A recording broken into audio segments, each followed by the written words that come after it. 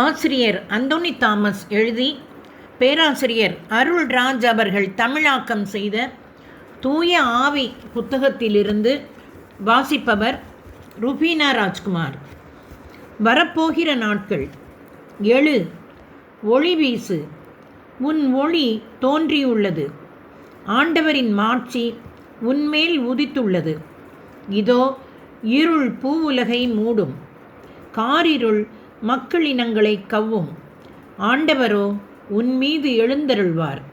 அவரது மாட்சி உன்மீது தோன்றும். எசாயா 60ஆம் அதிகாரத்தில் 1-2 வசனங்கள். இருள் பூவுலகை மூடும், மனித சிந்தனைகளை இருள் கவ்வும் என்று திருவிவிலியம் நமக்கு தெளிவாய் கூறுகிறது. வரும் நாட்களில் நோவாவின் காலத்தைப் போல வன்முறை பூமியை நிரப்பும்.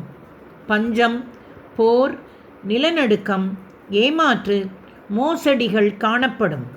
ஆனால் நல்ல செய்தி என்னவென்றால், உலகமெங்கும் உள்ள எல்லா மக்களினத்தாரும் ஏற்றுக்கொள்ளுமாறு விண்ணரசை பற்றிய இந்நற்செய்தி உலகமெங்கும் அறிவிக்கப்படும். அதன் பின்பு முடிவு வரும். மத்தேயு எழுதிய நற்செய்தி 24ஆம் அதிகாரம் இறைத்திருவசனம் 14. இருள் பூவுலகை மூடினாலும் ஆண்டவரின் மாட்சி நம்மீது வரும். அவரின் மாட்சி நம்மீது காணப்படும்.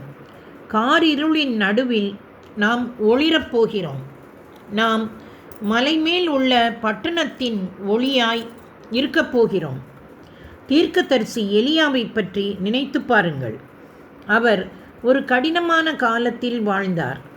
அந்த காலத்தில் ஆண்டவரின் ஊழியர்கள் கொல்லப்பட்டனர். பொதுவாக மக்கள் பிற தெய்வங்களை வணங்கினார்கள்.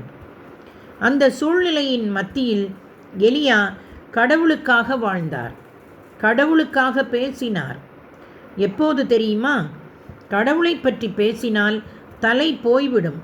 அந்த சூழ்நிலையில் பேசினார். எலியாவிற்கு கடவுளால் உணவு கொடுக்கப்பட்டது. கடவுளால் பாதுகாக்கப்பட்டார். முடிவிலே பூமியிலிருந்து கடவுளால் எடுத்து கொள்ளப்பட்டார்.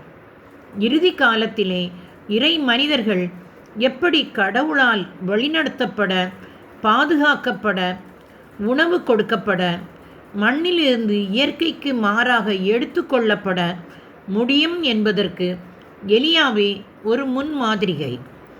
வன்முறை காலத்தில் வாழ்ந்த நோவாவை குறித்து நினைத்து பாருங்கள். கடவுள் நோவாவை நீதிமானாக கண்டு எப்படி அவரையும் அவர் குடும்பத்தையும் வன்முறைகள் மற்றும் வெள்ளத்தின் மத்தியிலும் காப்பாற்றினார் என்பதை சிந்தித்து பாருங்கள்.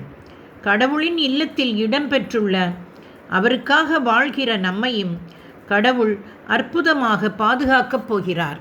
தொடர்வோமா நண்பர்களே?